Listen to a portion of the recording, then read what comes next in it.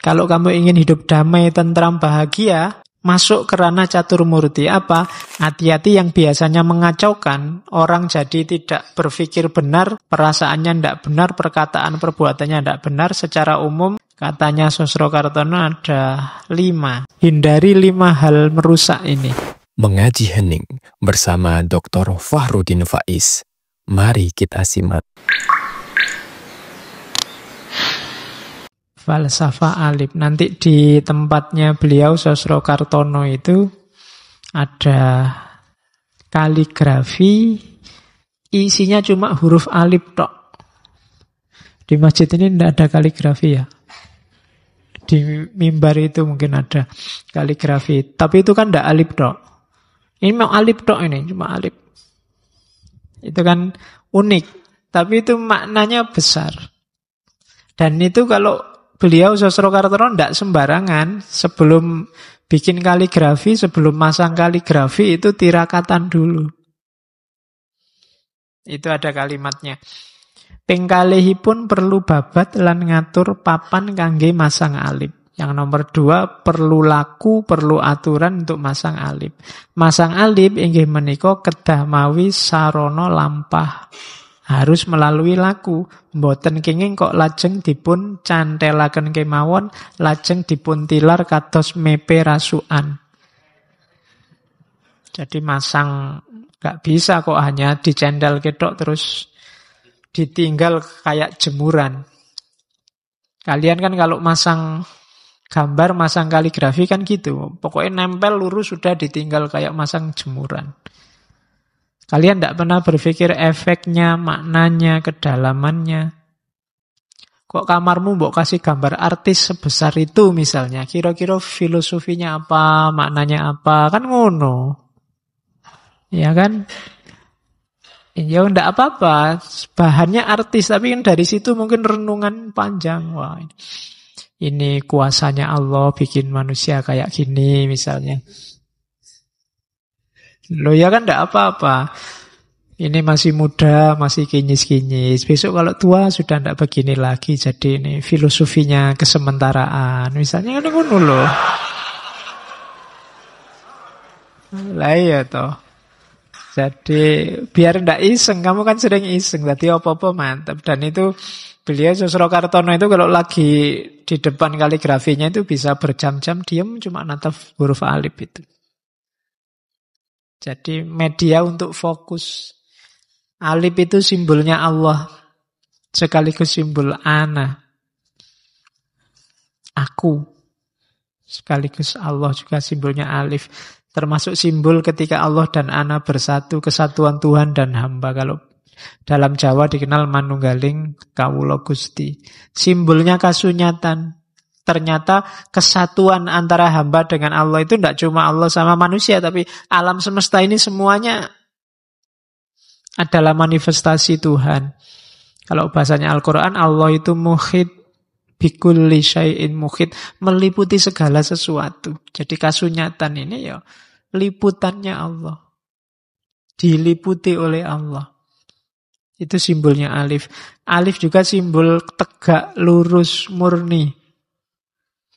Kalau dalam bahasa Arab kan huruf yang paling gampang nulisnya kan alif, cuma garis gitu aja. Paling simpel. Kemudian alif juga fokus konsentrasi ke arah keterbukaan jiwa. Jadi menerima unsur-unsur dari luar itu simbolnya alif. Dan alif itu bisa dibaca segalanya, pusatnya adalah Allah. Semua dari Allah, atas pertolongan Allah, akan kembali ke Allah. Jadi menghadapi apapun pakai falsafah alif, ini dari Allah, atas pertolongan Allah, akan kembali ke Allah. Ngaji ini diizinkan oleh Allah, berjalan atas pertolongan Allah, pada akhirnya akan berakhir sesuai kehendaknya Allah. Gantengmu itu dari Allah, atas pertolongan Allah, dan nanti berakhir sesuai ketentuannya Allah. Kuliahmu itu seizin Allah, ditolong oleh Allah bisa jalan, dan nanti berakhir kapan sesuai ketentuannya Allah. Hidup selalu begitu, itu falsafah alif. Ya kalau bahasa ilmu kalam namanya tauhid. Apapun yang terjadi selalu disambungkan dengan Allah. Karena memang ada hubungannya dengan Allah. Kalau bahasa kita ya inna lillahi wa inna ilaihi roji'un. Berputar. Nah itu falsafahnya alif. Jadi hanya sekedar satu garis. Tapi maknanya bisa dalam, bisa panjang. Nah, jadi nanti di tempatnya Sosro Kartono ada 3 kaligrafi alif. Ada alif warna hitam, dasarnya putih. Ada alifnya putih, dasarnya biru, biru muda. Ada alif warnanya putih, dasarnya merah. Warna ini juga menentukan, membantu dalam merenung muhasabah meditasi. Kalau warna putih itu kan simbol kesucian, simbol cahaya. Kemudian kalau warna hitam itu simbol kekuatan, kesatuan. Paduan banyak warna, warna apa saja kamu kumpul jadi satu kan hasilnya hitam. Jadi hitam simbol kesatuan. Manunggaling kawula Gusti tadi bisa pakai simbol hitam. Makanya wali-wali tertentu kan tidak pakai baju putih-putih, tapi pakai baju hitam. Kayak Sunan Kalijogo itu pakai beskapnya ya, kalau digambar-gambar kan pakai hitam. Berarti bagus mana Pak putih sama hitam? Ya filosofinya beda-beda. Kalau putih itu filosofinya kesucian, cahaya. Kalau hitam, kesatuan, kekuatan. Nah. Oke, cuma kalau ketumbimu banyak ya pakai putih aja. Kan gitu katanya iklan. Kalau biru itu simbol ketenangan. Ya kan? Kedamaian. Kedalaman. Itu biru. Laut yang dalam itu kan warnanya biru. Maka pakai warna biru itu simbol-simbol itu. Aroma terapi-terapi tertentu yang pakai warna kan memanfaatkan ini. Kalau kalian sedang butuh tenang, butuh tentram, butuh damai, warna biru bisa membantu. Kalau warna merah, daya hidup, kreativitas, keberanian, keberlangsungan. Kalau ini kalian sedang loyo, sedang males, sedang tidak gairah, warna merah bisa membantu. Kalau sedang jahat, ya warna putih bisa membantu. Itu terapi-terapi warna. Nah, jadi itu filosofinya falsafah alif yang berasal dari Sosro Kartono. Cuma alif tidak sekedar alif, kaligrafi tidak sekedar kaligrafi. Karena dia dijadikan pijakan untuk merenung. Kalau dalam bahasa agama namanya tafakkur muhasabah. Terus, teori lagi dari beliau namanya catur murti. Catur itu 4. Jadi saya tidak tahu kok permainan catur itu mungkin menyerap dari bahasa Jawa catur ini.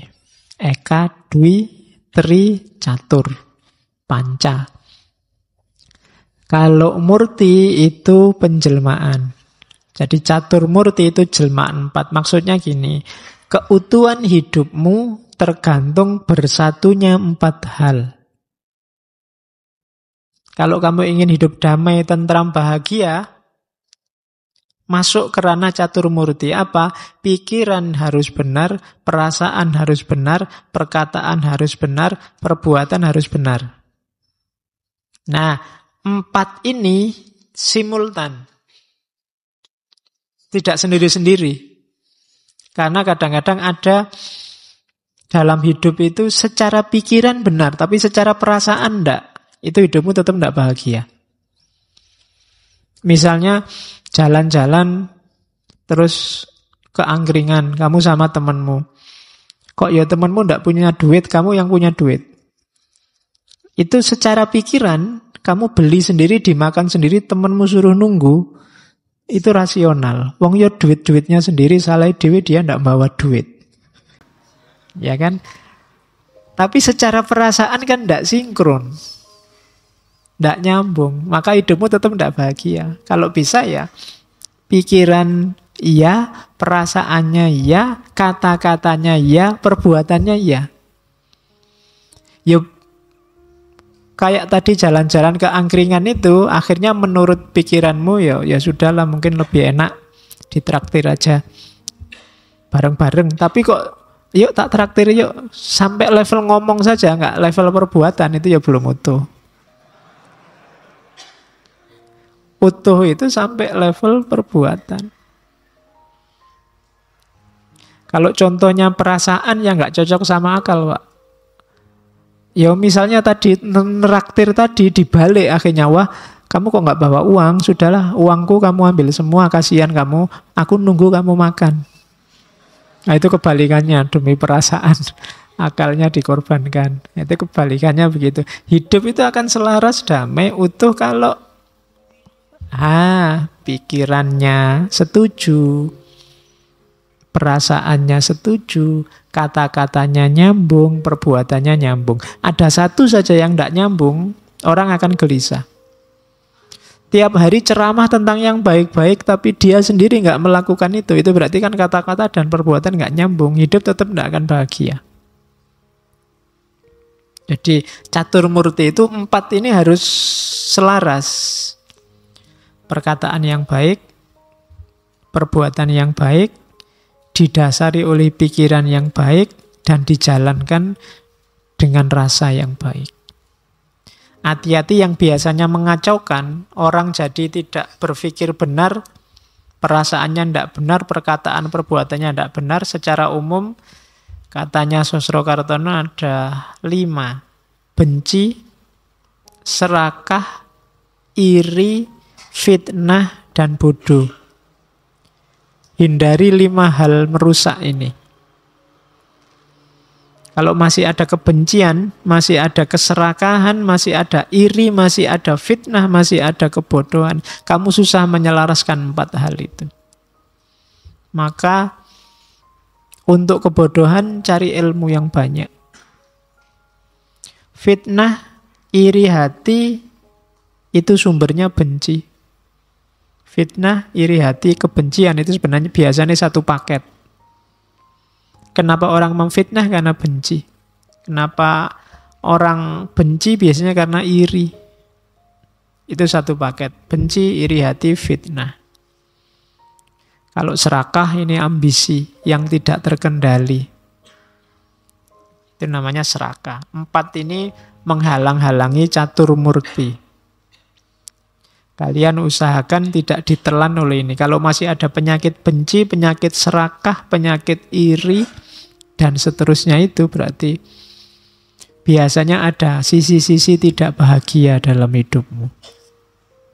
Terus, ini ilmu yang terkenal lagi dari Sosrokartono, namanya ilmu kantong bolong. Istilahnya kayak guyon, tapi ini luar biasa. Kantong bolong itu, kantong itu saku, bolong itu lubang. Saku yang berlubang. Maksudnya apa? Peduli sesama, nulung pepadane orang nganggo mikir wayah waduk kantong. Yang ono isi lumuntur marang sesami. Menolong orang lain ndak usah dipikir wayah itu waktunya. Waduk itu perut maksudnya. Isinya apa? Kantong yang ono isi lumuntur marang sesami.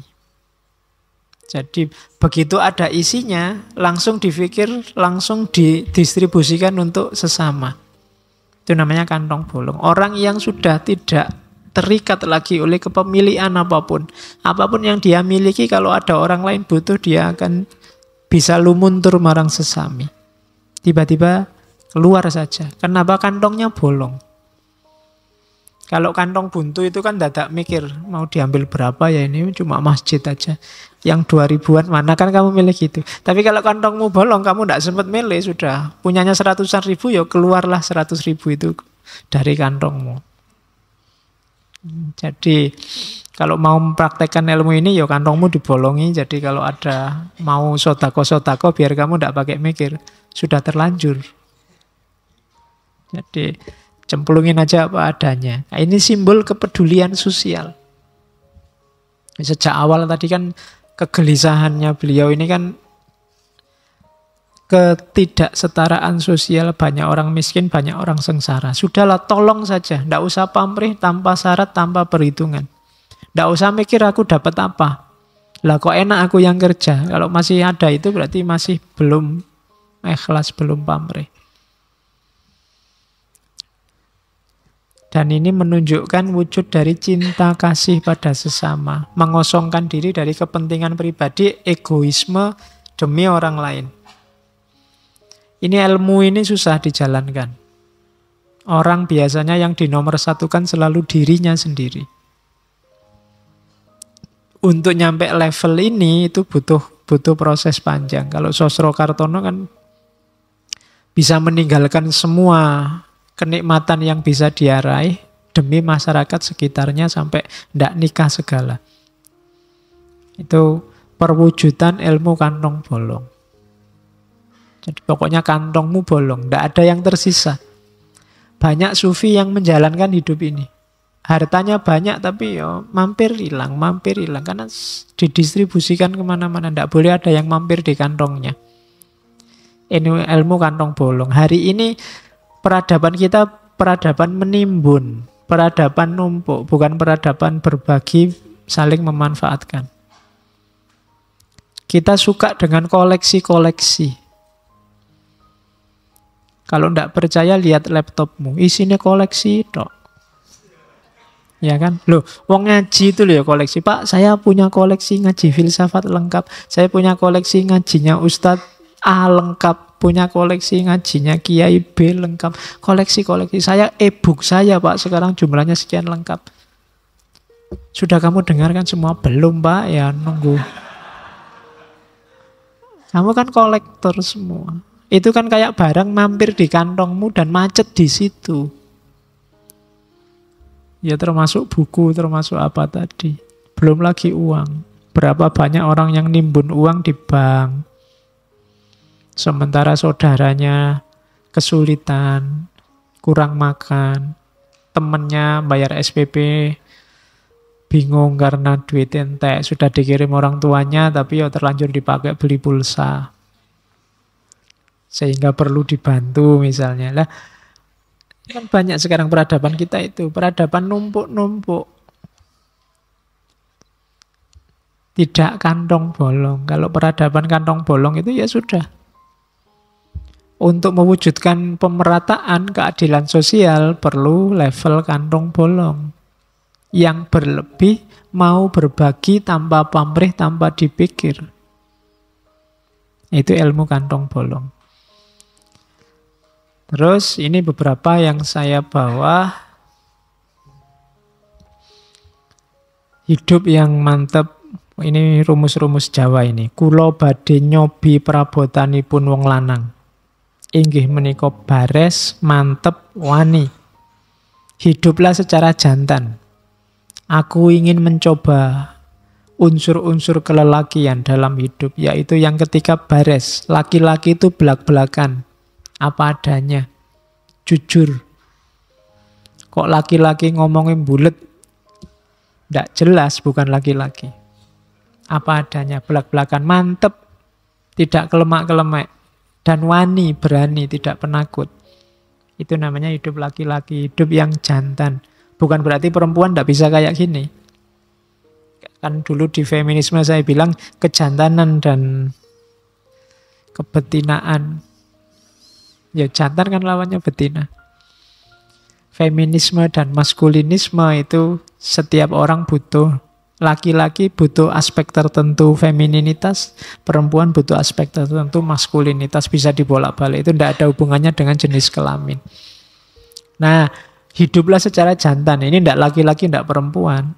Bares, mantep, wani. Memang terkenalnya ini perabotanipun wong lanang.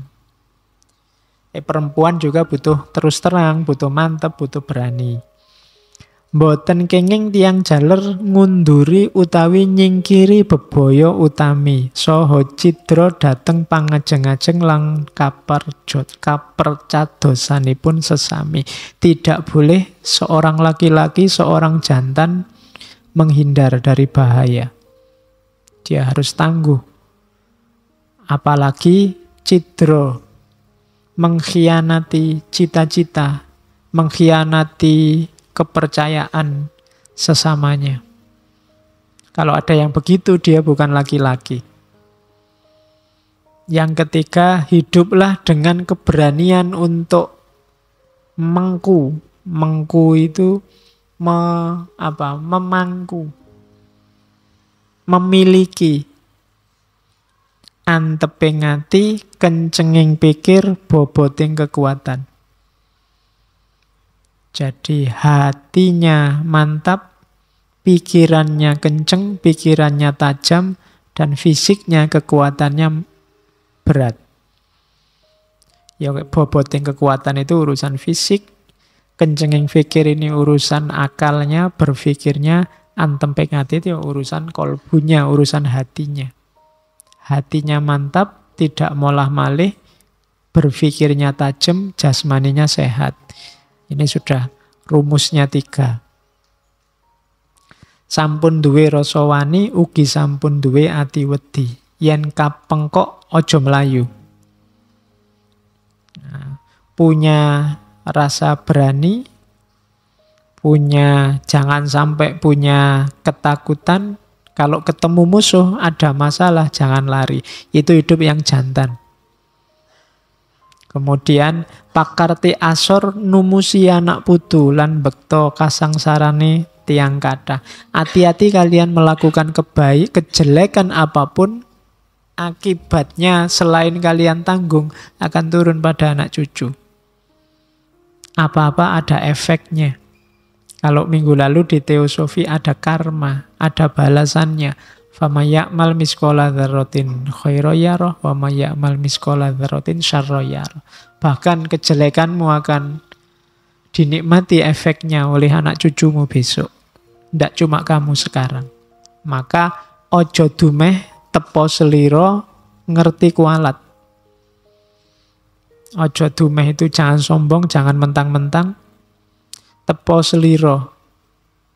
Tepo seliro itu rasakan yang dirasakan orang lain. Dan ngerti kualat. Kualat itu apa-apa ada sebab akibatnya. Kalau kalian melakukan kejelekan apapun, hasil jeleknya akan kalian nikmati. Kalian melakukan kebaikan apapun, hasil baiknya juga kalian nikmati. Ojo dumeh tepo seliro ngerti kualat. Kalau kalian macam-macam dulu waktu kecil kan orang tua bilang, awas lo kualat nanti. Saya tidak tahu anak sekarang ngerti kualat apa enggak. Ya. Jadi ya kualat ini sebenarnya rumusnya hidup. Bahwa segala sesuatu yang kalian lakukan nanti ada balasannya. Termasuk efeknya bisa nyampe ke anak cucu nantinya. Nah ini. Ing dunya mung kebak kangelan. Sing ora gelem kangelan aja ning dunya. Yo, ini disindirkan oleh Sosrokartono. Kalian yang tiap hari mengeluh, tiap hari sambat, ngeritik siapa saja, menyalahkan siapa saja. Ingat-ingatlah, ya memang hidup di dunia ini banyak kesulitan. Kalau ndak mau kesulitan, jangan hidup di dunia. Jadi, ya itulah rumusnya orang hidup. Kalau kamu nggak terima ada masalah, nggak terima ada kesulitan, jangan hidup di dunia. Rumusnya dunia memang kesulitan. Meskipun Allah juga ngasih segala macam fasilitas kita untuk menyelesaikan kesulitan itu. Itulah tantangan hidup. Jadi ini kalimat dari Sosrokartono. Nah, semua tadi teman-teman harus dibaca ulang itu tadi yang Sosrokartono, direnungi ulang setiap kalimat, setiap kata ada maknanya yang dalam. Nah, puncaknya di sini. Maunya beliau Sosrokartono, kula dermi ngelampahi kemawon. Yang kepareng wonten buktinipun dumawaha dumununga wonten ing bangsa kula. Yen wonten kahormatan bangsa kita ingkang gadhah hak. Yen wonten kaluhuran inggih bangsa kula ingkang dados pamandhengipun bangsa sanes. Aku hanya menjalani saja semua yang baik-baik, semua yang bagus-bagus tadi dari awal sampai akhir itu sudah ada skenarionya, sudah ada yang ngatur. Aku tinggal menjalani. Nanti kalau ada hasilnya yang baik-baik, semoga jatuhlah sampailah pada bangsaku. Nama, kejayaan, keuntungan, termasuk kalau ada kehormatan, bangsa kita yang punya hak. Bukan untuk aku pribadi. Ini pribadinya pribadi yang sangat zuhud, sangat uzlah. Makanya ndak kalau nanti ada banyak manfaatnya tidak untukku. Semoga untuk bangsaku. Kalau ada kehormatan, kesuksesan dari sini yang punya hak bangsaku. Kalau ada keluhuran, bangsaku yang jadi luhur. Yo bangsaku yang akan menjadi contoh, jadi pamandhengipun bangsa sanes, bangsa lain. Semoga ketika banyak orang menjalankan yang saya omongkan di atas tadi, bangsa kita jadi bangsa yang luhur. Sehingga jadi contoh bangsa yang lain. Pahalanya, jasanya, tidak usah ditaruh padaku karena aku hanya menjalani. Kulo dermi ngelampahi kemawon. Tidak usah muji-muji aku, tidak usah membesar-besarkan aku. Aku hanya menjalankan saja. Kalau ada manfaatnya semoga untuk bangsaku. Sehingga bangsaku nanti jadi bangsa yang luhur dan jadi contoh bangsa-bangsa yang lain. Oke, kita akhiri dengan doa. Ini beliau doa juga dari Sosrokartono. Jadi, Gusti ingkang Maha Agung, Gusti ingkang Maha Kuwasa, mugi-mugi kaparingan kabul ingkang dados maksud lan kajatipun para umat sedaya. Mugi-mugi rentaha welas lan ngapura dumateng para umat Gusti. Gusti mugi kersa ndawahaken samudraning berkah dhateng para umat, nyirnakaken sagunging susah lan sakit, paring wewahing sugeng lan senengipun para kawula. Loh ingkang mijil saking sucining batos lan raos, ingkang tuwuh saking sucining bekti marang kersaning Gusti. Welas Gustining jagat, waras saking kersaning Allah. Ya besok kalau kalian tiba-tiba disuruh berdoa, bawa catatan ini. Ya kan sekarang kan banyak orang yang doanya kayak baca puisi itu kan. Ya Allah, kami berkumpul di sini kan. Malaikatnya geleng-geleng kepala gitu. Iya, nunggu mereka ini loh mau minta apa toh yo kok lama, pengantarnya lama sekali. Kami semua yang ada di sini, kan banyak kan yang gitu-gitu. Ini doa bahasa Jawa, to the point tapi kan dalam. Nanti boleh kalian pakai ini. Ini doanya orang yang memang tulus ingin membantu yang lain. Sejak awal bisa kita tangkap sangat terasa bahwa beliau ini ingin mengabdikan hidupnya untuk sesama. Tidak untuk dirinya sendiri, tidak untuk kejayaan namanya sendiri. Makanya dibandingkan adiknya, jauh lebih terkenal Ibu kita Kartini. Karena memang beliau tidak suka dikenal, tidak suka terkenal. Fokusnya memang ingin membantu orang lain. Jadi itulah beliau Raden Mas Panji Sosrokartono. Kalau di tempatnya dulu sering dipanggil Eyang Sosro. Terima kasih sudah menyimak. Semoga channel Mengaji Hening bersama Dr. Fahrudin Faiz selalu bisa memberikan ilmu, motivasi, dan kebermanfaatan. Salam sehat dan bahagia.